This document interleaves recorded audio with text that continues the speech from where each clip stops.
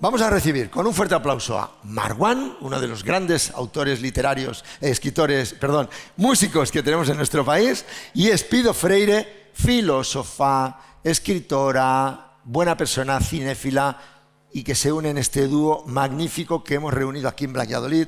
Espido Freire y Marwan. Vamos allá.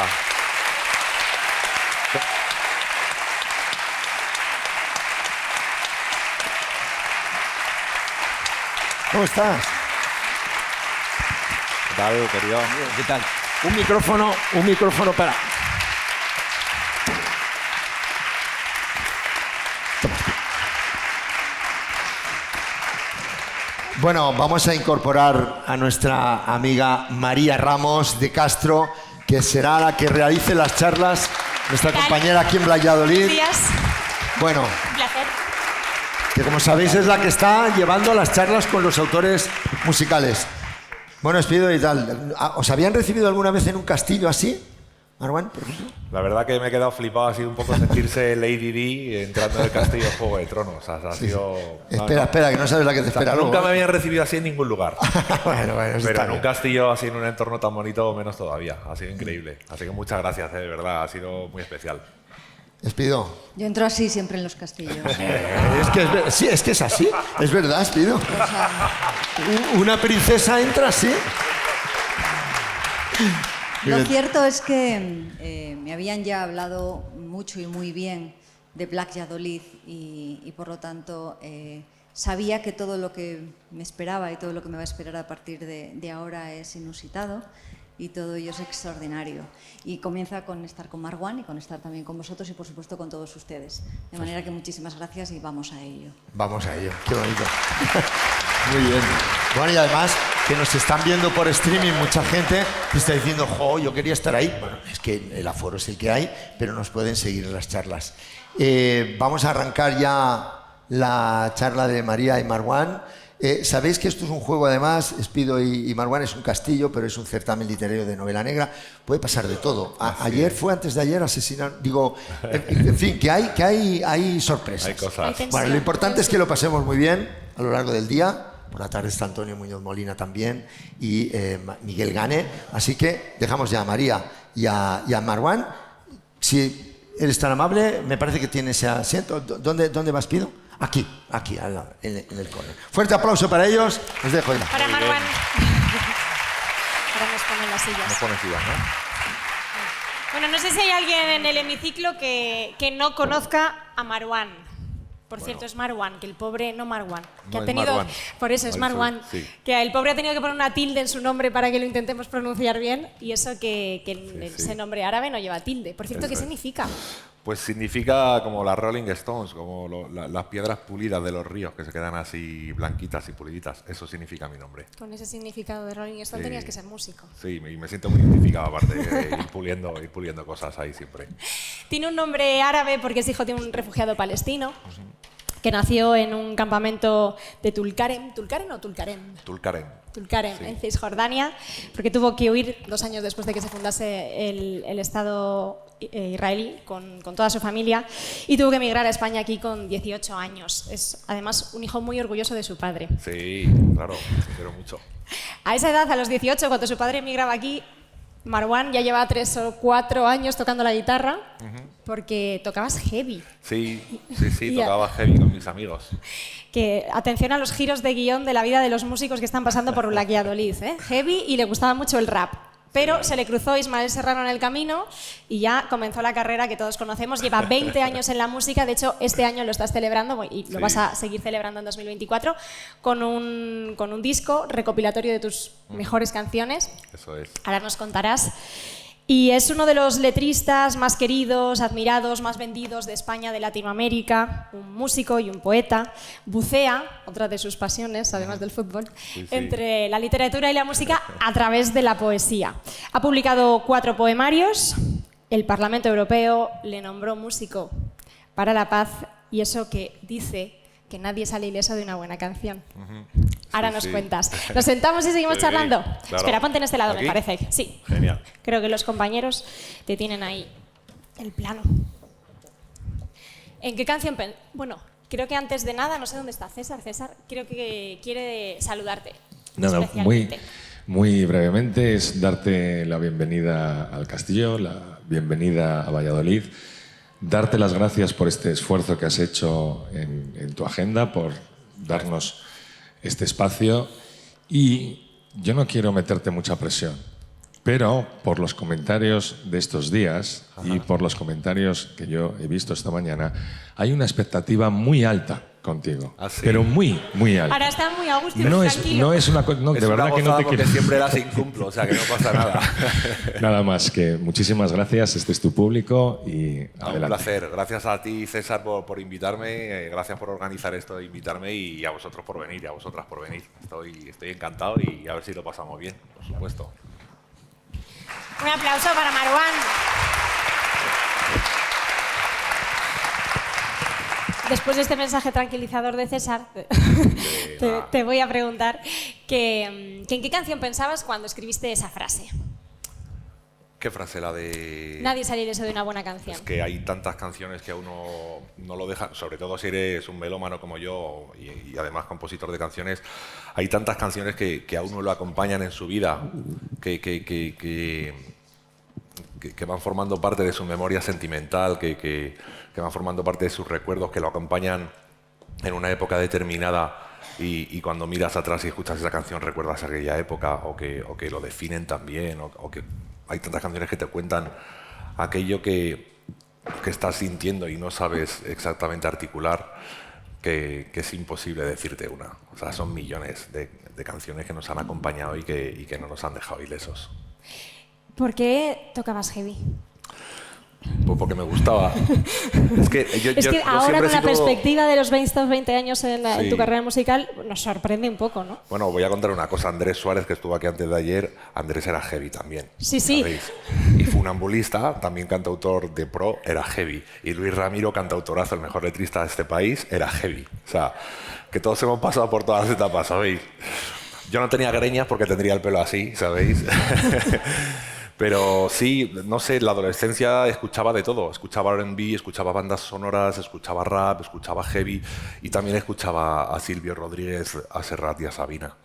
Pero de repente conocí a Ismael Serrano y me volví loco, sobre todo por la cercanía, ¿no? Porque a Silvio, a Serrat y a Sabina los sentía un poco ajenos, básicamente porque hay 30 años de diferencia o 30 y pico años de diferencia entre ellos y yo, ¿no? Entonces me encantaba lo que cantaba, me emocionaba muchísimo, pero no me incumbía tanto, por lo menos en ese momento, a los 18 años, aunque me gustaban mucho. Pero con 18 años de repente conocí a Ismael Serrano, que él tenía 23 años, contaba mis historias, me contaba mi vida y ahí me enamoré definitivamente de la música de autor y me puse a componer. ¿Te sentiste identificado? Súper. Y viste que esa era una manera para poder expresar lo que te estaba pasando a ti también, ¿no? Sí, tal cual, porque o sea, yo tengo varios libros publicados y tengo muchísimos discos publicados y creo que uno de mis fuertes es la expresión, sobre todo en las canciones, pero a mí me costaba mucho expresarme, ser incapaz de expresarme, tenía muchos miedos, muchas inseguridades, bastantes carencias de habilidades sociales, ¿no? Y me costaba mucho expresar lo que sentía y aquí había demasiadas emociones y no sabía sacarlas afuera y de repente encontré un vehículo para hacerlo, que eran las canciones. Entonces lo de Ismael contaba exactamente lo que sentía y realmente empecé a sentirme como comprendido. ¿Y qué empezaste? ¿Escribiendo? No, yo me considero un músico que de vez en cuando escribe poemas, aunque luego Hay 4 libros, ¿eh? Sí, ¿no? Y he vendido muchos más libros que discos, cosa que es una putada porque yo me considero un músico. Pero vamos, no pasa nada, ¿eh? O sea, vivo en La Moraleja, o sea, que está también bien. O sea, que... no. Pero no vivo en La Moraleja. Pero sí, o sea, yo empecé escribiendo canciones. También escribía poemas a la vez que escribía canciones, pero la poesía era como una actividad meramente catártica de sacar cosas afuera, no sé, y yo lo que me tomaba de verdad en serio eran las canciones. Entonces yo empecé escribiendo canciones, pero siempre con una búsqueda poética, porque vengo de esa tradición de autores que son poetas. Pero empezaste escribiendo canciones y en tu caso, ¿qué va antes, la letra o el ritmo? Porque hay cantautores, creo que por ejemplo Drexler, ¿no? Que muchas Sí. veces escribe sus décimas y luego ya Eso le es. busca un ritmo que encaje. ¿En tu caso cómo es? Mi método casi siempre ha sido, me pongo a tocar la guitarra, empiezo a cantar, encuentro de repente una melodía bonita y una armonía bonita con unos acordes que me gusten, que me emocionen, y a partir de ahí lo grabo y entonces esa melodía trato de encajar la letra en esa melodía. Pero es verdad que en el último año, sobre todo después de hablar con Drexler, que yo le pregunté un día que por qué de repente él había subido tanto el nivel de sus letras en su disco Echo, que es un disco que sale en 2004, y él me dijo que por recomendación de Sabina había empezado a escribir primero letras, tal cual, que es como lo suele hacer Sabina, escribe letras y luego le busca música. A mí eso me parecía muy difícil porque lo intenté cuando empecé componiendo con algún poema de Benedetti y cosas de esas, así bien estructurado y bien rimado, pero no era capaz de ponerle música a un texto. Pero es verdad que últimamente sí lo estoy haciendo. Le echo un poco de caso a Drexler, me cuesta más, sinceramente, pero sí he escrito algunas de mis mejores canciones, las he escrito últimamente así. A veces les pongo yo música, a veces se las pone a lo mejor mi pianista y buscamos juntos, pero escribo primero la letra y es otro tipo de ejercicio y es muy diferente, se utiliza otro vocabulario.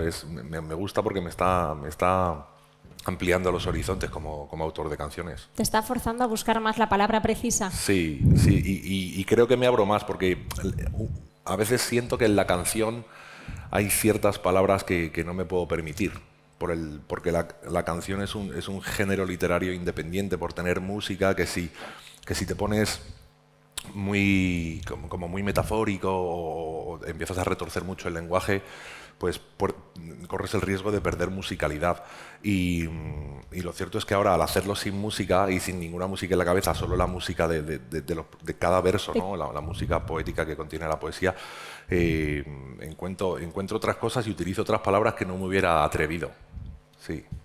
Eso es Que así. en el disco anterior, en El viejo boxeador, y creo que para este también lo estás preparando, has publicado un librillo que acompaña Sí. al disco explicando los entresijos de las canciones. Sí. Aquí, por ejemplo, el otro día Ferreiro, por ejemplo, decía que a él le gusta que no se entienda, que cada uno la interprete. Ya. Tú sí, tú quieres que sepamos Sí. qué es lo que nos estás contando. Sí, yo hablando un día con Ferreiro me decía que yo soy surrealista, Marwan. Yo soy un surrealista, yo busco el surrealismo en mi canción. Entonces entiendo que él no quiera que se entienda porque es su búsqueda, ¿no? Y él quiere que la gente interprete a su rollo y tal. Yo tengo una obsesión por la claridad generalmente, aunque algunas veces digo, esta canción no quiero que se entienda, voy a poner algo que es demasiado propio a lo mejor en esta línea, pero siempre he tenido una obsesión por la claridad porque nunca me ha gustado hacer un esfuerzo muy grande para entender algo. Entiendo que haya mucha gente que le apetezca hacer ese esfuerzo y buscar, pero a mí me gustan las canciones que son, siendo poéticas, son bastante directas. De hecho, creo que tiene más mérito escribir ese tipo de cosas y que tenga fuerza poética cuando hay claridad y bueno, es lo que yo busco. Es una manera de buscar como cualquier otra. Sí, claro, cada uno. Pero ¿no te sientes muy desnudo a veces cuando tocas ciertos temas sí. de amor, la historia de tus padres?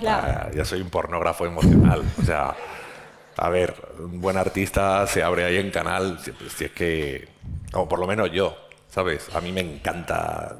Si las cosas, si todos tenemos nuestras luces y nuestras oscuridades, nuestras pasiones, nuestros deseos, y al final yo cuento los míos y cualquier persona los lee, pues a lo mejor coincidimos en un 50, a lo mejor coincidimos en un 99.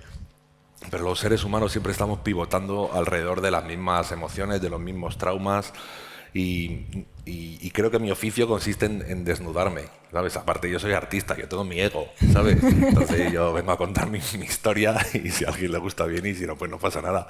Pero yo soy un artista, yo he venido a eso. O sea, es que un artista con remilgos, ¿sabes? Andándose ahí, no, mira, no voy a contar esto. O sea, yo solo me corto si voy a contar algo fuerte de mi familia o de algún ser muy querido que digo, mira, igual mejor no lo cuento, que no hace falta porque igual le hace daño. Pero en general el resto, vamos aquí estoy yo. Me quito la gabardina y a mostrarlo todo.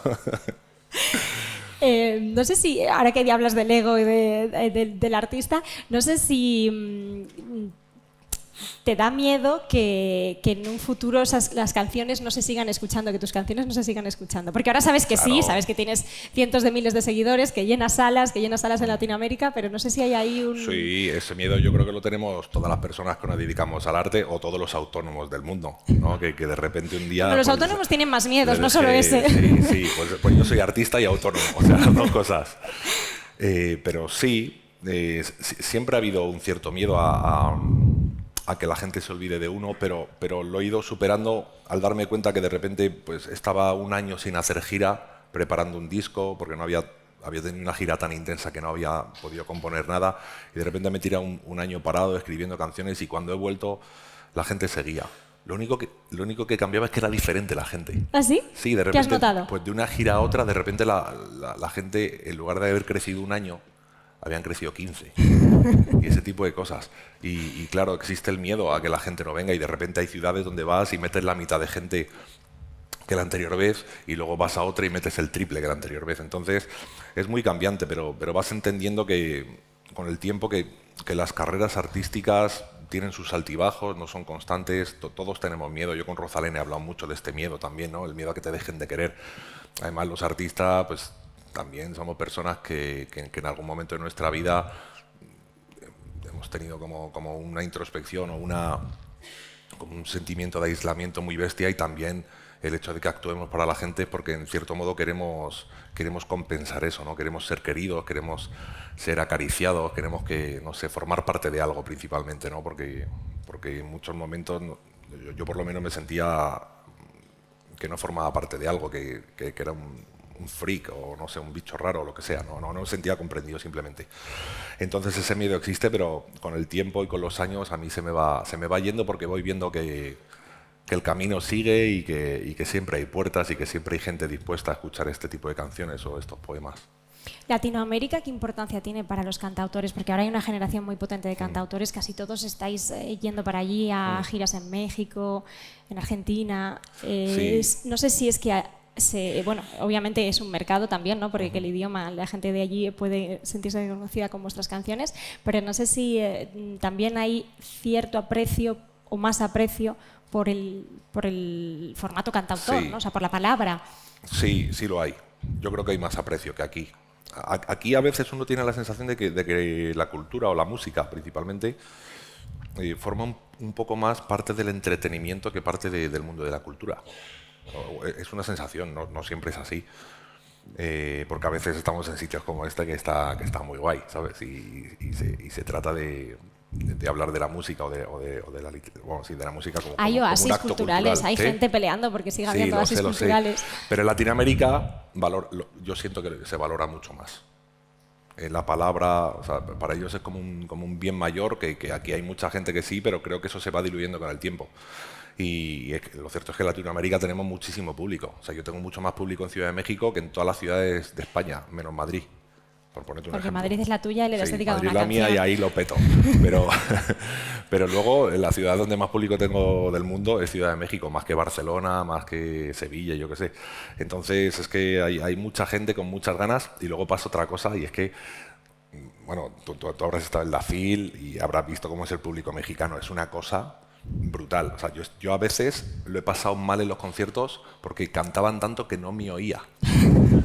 Entonces desafinaba como un cabrón, porque no me oía nada. O sea, gritaban a saco. De repente tú estás tocando, estás haciendo un speech súper bonito que tiene ahí un punto álgido y lo vas a contar, y se te acerca alguien pedo a traerte un vaso de tequila para que te lo tomes en mitad de tu speech. O sea, es una locura y es maravilloso, porque te da mucho cariño y es muy bonito. Tienes que dejar un poco la intensidad y sumarte a la fiesta. Sí. O sea, es que de hecho en España me va bien, pero yo en México me he sentido Justin Bieber, ¿sabéis? Porque en México es el único sitio donde realmente me han pegado tirones de la ropa y cosas de esas, de intentar cruzar un sitio y la gente pegándome tirones así, tal, no sé qué, y romperme la camisa y decir, joder, qué maravilla. Porque claro, no es algo que te pase comúnmente, o sea, es algo muy guapo. Entonces lo disfruté mucho. Ahora sabemos por qué entonces todos queréis hacer gira en México. Claro, no siempre pasa, pero sí, es muy guay. Oye, hablábamos de la generación, o sea, de esta generación de cantautores así potente que hay ahora. ¿Qué diferencias hay o qué diferencias ves tú con la generación anterior, que han sido tus maestros, como puede ser Aute, Serrat?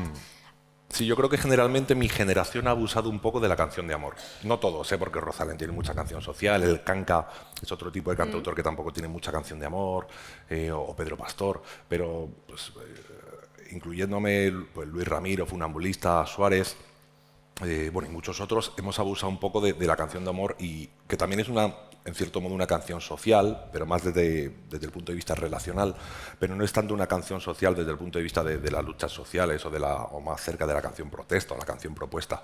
Yo creo que algunos tenemos una deuda con eso. Y yo he escrito mucha canción de amor, aunque escribo muchas canciones de otro tipo, pero creo que esa es la gran diferencia.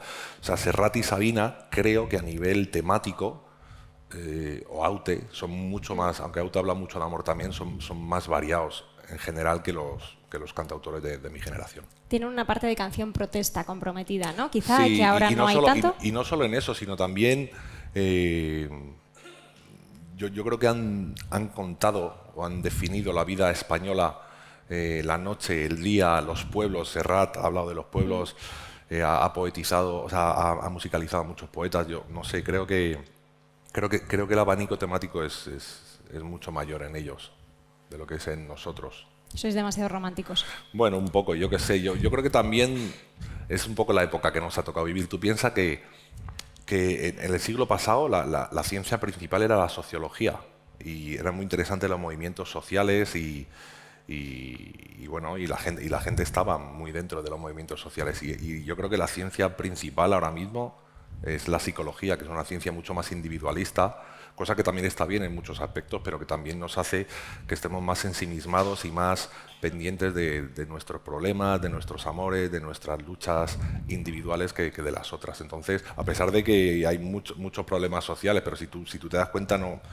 pues no nos revelamos mucho ante los problemas sociales, estamos un poco ahí como anestesiados y creo que eso también se refleja bastante en la música. Dicho esto, yo tengo mis canciones sociales, tengo un montón de canciones sociales, pero es verdad que en algún momento pues tengo mis discos que si había 10 canciones en el disco, 14 eran de desamor. O sea, eso es así. Además, estás muy comprometido socialmente, sobre todo con la causa palestina, por Sí. lo que te toca.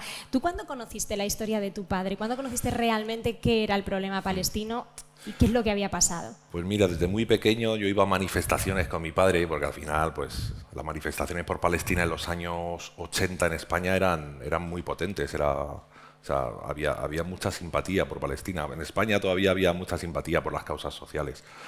Y ahí empecé a ser un poco consciente, pero no me enteraba mucho, y fue en la primera intifada. La intifada es el movimiento en el que los jóvenes palestinos se levantaron contra los tanques israelíes y empezaron a lanzar piedras en el año, creo, 87-88. En esa primera intifada, yo tendría 8 años, vi unas imágenes terribles que quizá muchos recordaréis, en las que varios soldados israelíes le machacaban los brazos a un palestino con piedras. Y eso fue de las cosas más traumáticas que he visto yo en mi vida y que me han pasado en mi vida. O sea, eso realmente, ahí me di cuenta de lo que sufría el pueblo palestino, me di cuenta de lo que suponía ser palestino, y luego unos años después, hablando con mi padre, pues me contó toda su historia. Claro, porque no es solo la empatía con el pueblo palestino, es que mi padre ha vivido eso, Sí, ¿no? sí, claro, es que mi padre me contó todo. Mi padre me contó cómo había nacido en un campamento de refugiados, cómo tenían un carnet de refugiados que decían que era la familia Butajón y recibían pues unos kilos de ayuda humanitaria, así que prácticamente nunca le llegaba a fin de mes. Eran una familia de 14 personas, estaban en una tienda de campaña, luego en una habitación así pequeña, sin colchones. Tenían una olla, esa era toda su posesión, una olla, unas mantas y ya.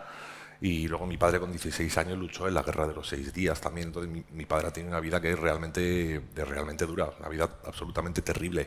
Y cuando pues te van contando eso, evidentemente uno lo sufres por la tristeza de pensar que tu padre, que es la persona a la que más quieres, le ha podido pasar eso en su vida y sobre todo en su infancia, donde ha sufrido vejaciones de todo tipo.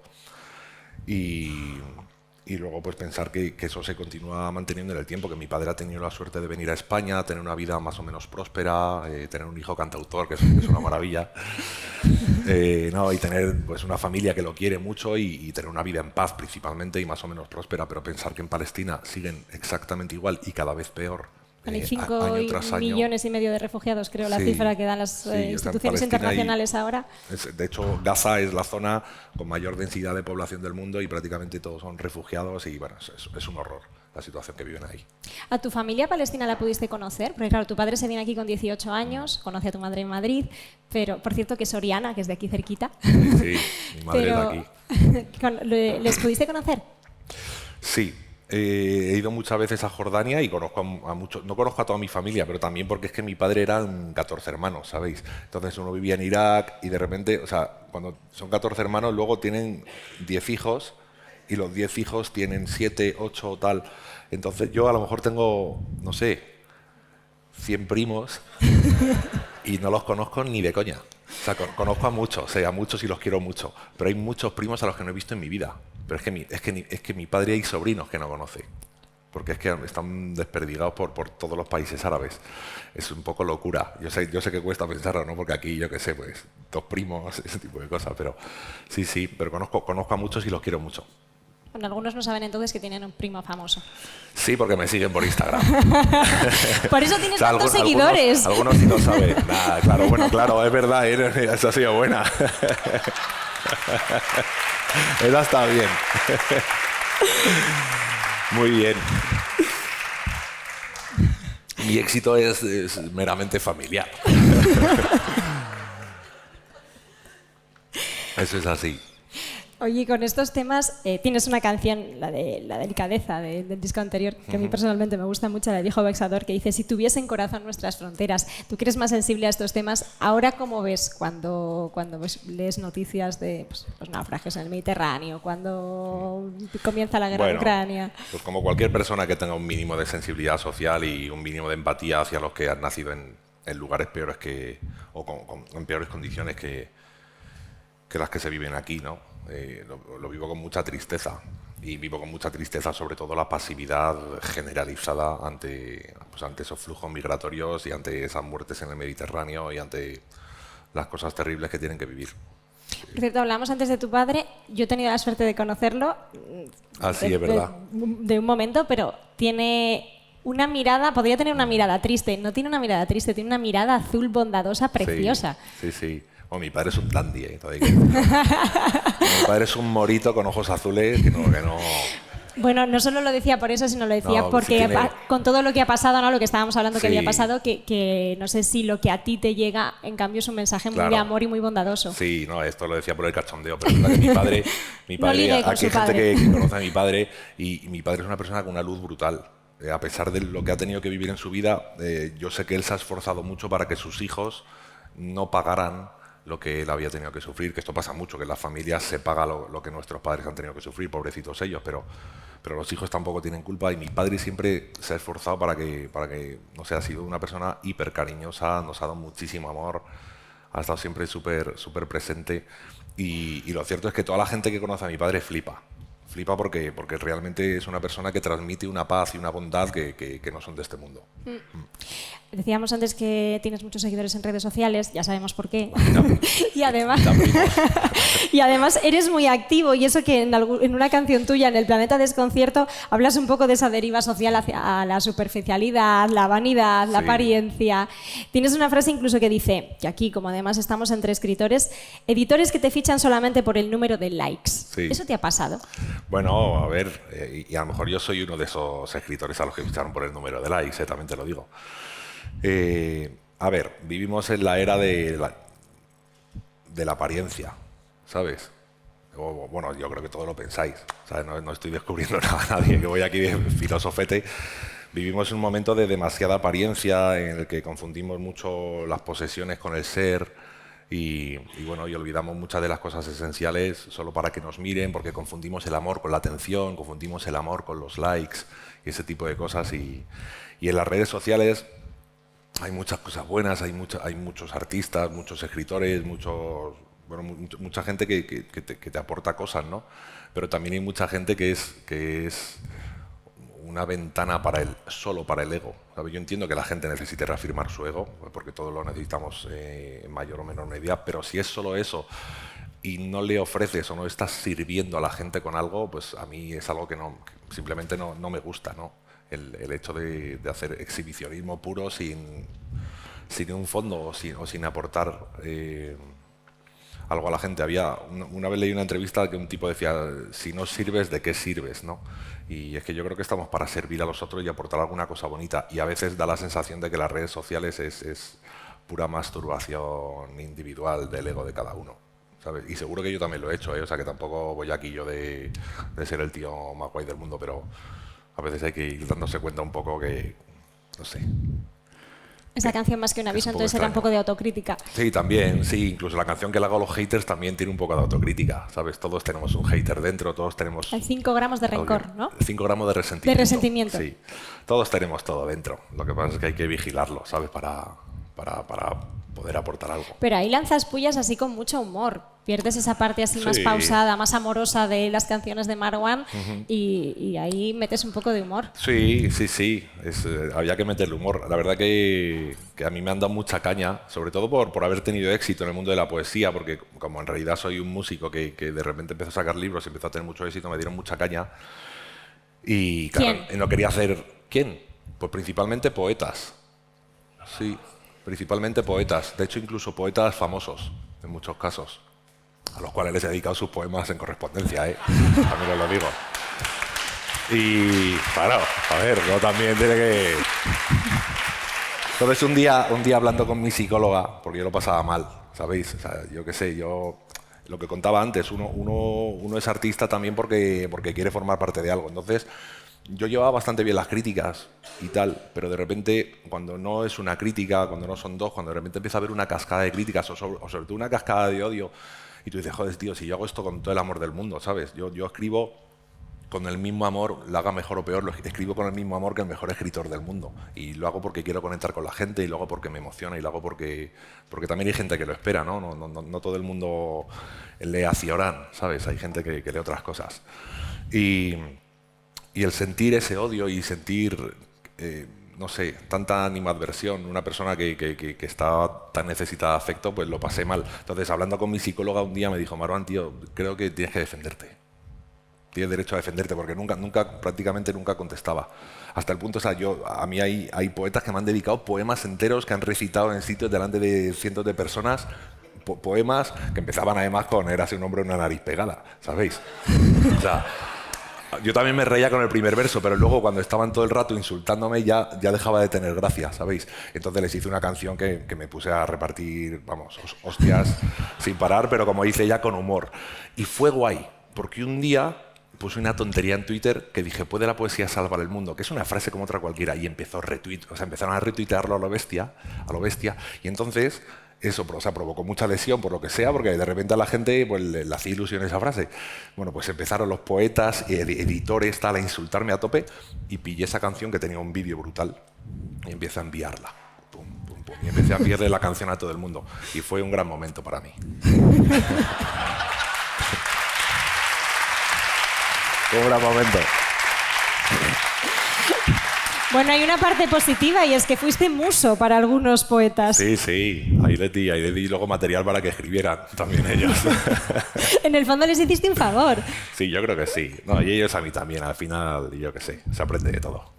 Pero es curioso que te afecte tanto la crítica y que respondas a la crítica, cuando Sí. muchas veces seguro que tienes muchos mensajes de cariño, de cómo Sí. me ha gustado tu concierto, tal, a los que no tienes tiempo, no puedes o Claro. ya no llegas a responder, y en cambio la crítica como que afecta más y chincha más, ¿no? Sí, a ver, esto está estudiado. Dicen que un mensaje crítico malo afecta mucho más a una persona que 100 mensajes buenos. Esto es así.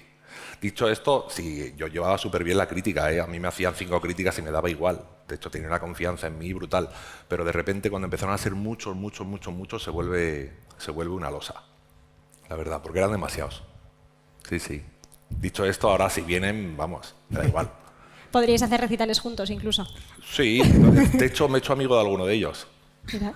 Sí, porque le enseñé el poema que le hice y bajó 10 escalones. Sí, luego en el fondo la gente suele ser buena persona, ¿sabes? Incluso aunque a veces hagamos cosas malas o digamos cosas malas o seamos desagradables con la gente, luego la gente reflexiona cuando les explicas las cosas o cuando le dicen, mira tío, esto que has hecho, esto me ha hecho sentir así. Y de repente la gente suele reaccionar muy bien. Luego hay algunos que no y ya dice, bueno, pues ese ya está, no pasa nada, tiene el alma negra. Pero en general la gente yo creo que es buena y de algunos me he hecho buen amigo, fíjate. El uso de la empatía entonces funciona. Sí, yo creo que sí. Es que también, ¿sabes qué pasa? Que yo entiendo que, fíjate, entiendo que la gente critique a las personas que en su faceta les va les va algo mejor que ellos o han tenido un éxito que a ellos les gustaría. Yo lo entiendo, porque a todos nos pasa, es súper humano. Lo que no entiendo tanto es que el ensañamiento. Sí, o que te lo digan directamente, que necesiten escribirte a ti, ¿sabes? Para decírtelo, poniendo tu nombre ahí, ¿no? Pero luego en el fondo, casi todos te confiesan que es por frustración, ¿sabes? No es que yo vaya aquí de superior y que soy la hostia y yo lo he petado con los libros y tal, no, es que te lo confiesan ellos, que están frustrados, porque en el mundo de la poesía es un mundo muy duro donde prácticamente nadie ha triunfado. Miguel Gane y 3 más, ¿sabes? Y Luis García Montero, Benjamín Prado y Sabina y 3 más. Pero entonces, bueno, es un mundo que es duro, que es que no es imposible tener éxito como poeta y entiendo, en cierto modo entiendo las críticas o las envidias o simplemente pues que no les guste lo que hago y eso. Pero vamos, que después de eso la canción que hice es épica, o sea, eso me trajo mucha alegría. Además tienes a tus 100 primos para defenderte en redes sociales. En árabe. Escribiendo en árabe, más. todos ahí. Que nunca sabes lo que te dicen, que es mucho peor. Sí, sí. Oye, ¿cuáles son tus referencias literarias? El otro día Dolores Redondo hablaba de que este certamen que une música y literatura, de que la música siempre está presente en los escritores cuando escriben a la hora de inspirarse. No sé, al lado contrario, si damos la vuelta. Bueno, muchos músicos son referencias literarias para mí también, porque la forma de escribir canciones de Sabina para mí es una referencia literaria para escribir canciones. Si me preguntas por las canciones o por los poemas o por todo. No, bueno, por todo. Cuéntanos lo que quieras. Bueno. Yo te preguntaba si tú tenías, que igual que los escritores tienen referencias musicales o que les acompaña la música a la hora de Sí. escribir, si a ti a la hora Sí. de componer y de pensar en la letra de tus canciones, pues buscas en libros, en novelas, en poesía, en quiénes. Claro, yo en creo que quiénes o en qué. nadie puede escribir buenas canciones si no ha leído mucho. O unas canciones muy poéticas si no se forma, si no lee mucho. Yo he leído a muchos poetas de muchas épocas diferentes, es que son múltiples, podría estar aquí. Pero vamos, me gustan muchos actuales como Luis García Montero, Benjamín Prado, Batania, que es un poeta que es un outsider, que es una locura, Carmelo Ceiribarren, Juan Bonilla, no sé, de esos así actuales. Me gusta mucho Wisława Szymborska, y luego pues clásicos, y yo qué sé, Miguel Hernández, Neruda, Gloria Fuertes me encantaba, bueno, y me encanta.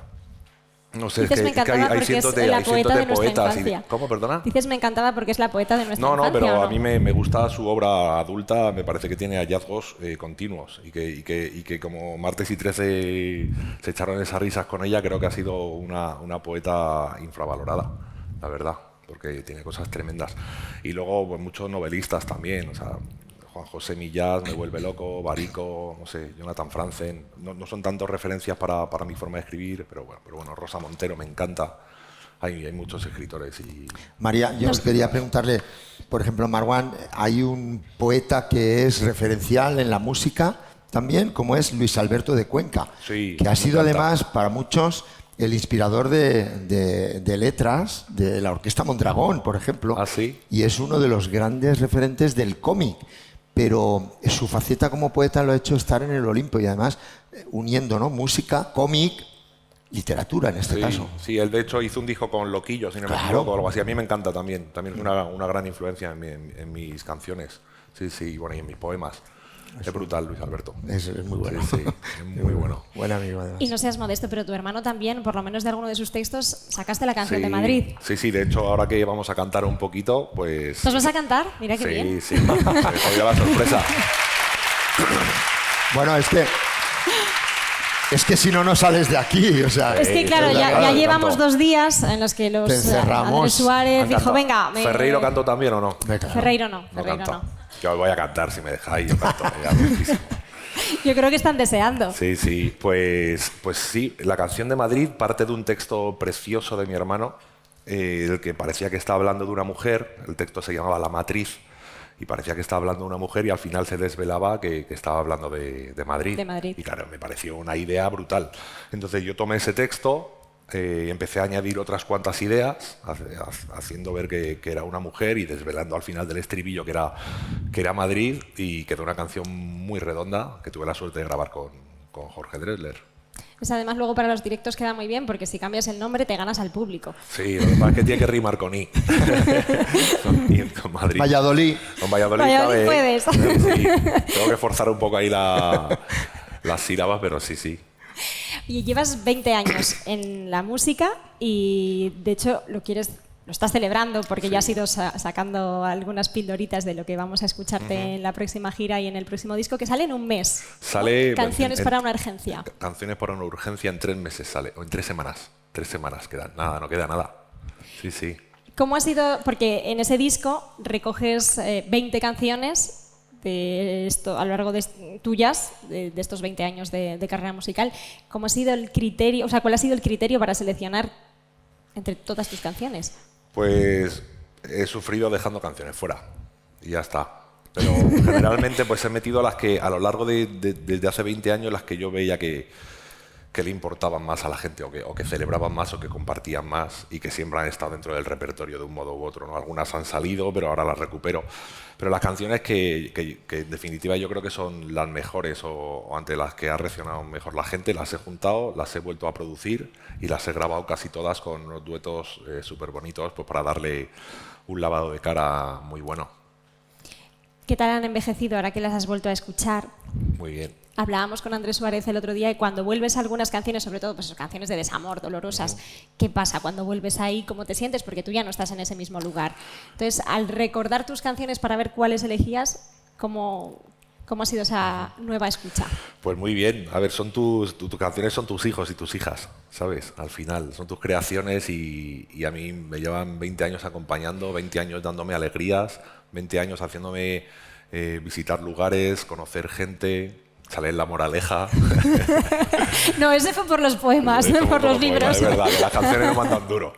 No, pero en definitiva, es que las canciones yo siento que son el catalizador que ha hecho que viva millones de cosas y mis transformaciones y el vehículo a través del cual he evolucionado, me he enfrentado a las mejores cosas, a las peores cosas.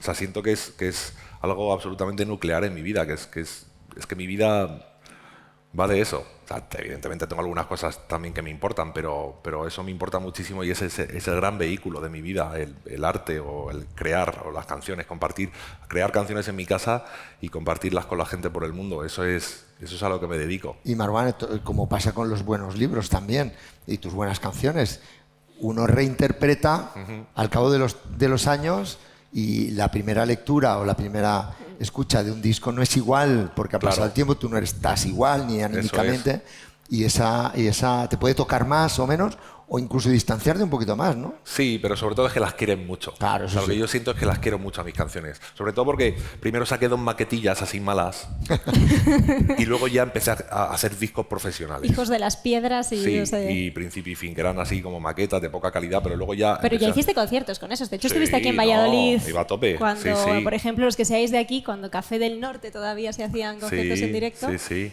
He venido Ya ha aquí llovido. muchas veces. Pero es verdad que ya las que he incluido en el disco, en este disco 20 aniversario, es a partir de un momento en el que ya empiezo a hacer discos muy serios, con lo cual, no digamos, porque todos en nuestros inicios vemos algunas cosillas que dice yo esto no lo podía volver a compartir, ¿no?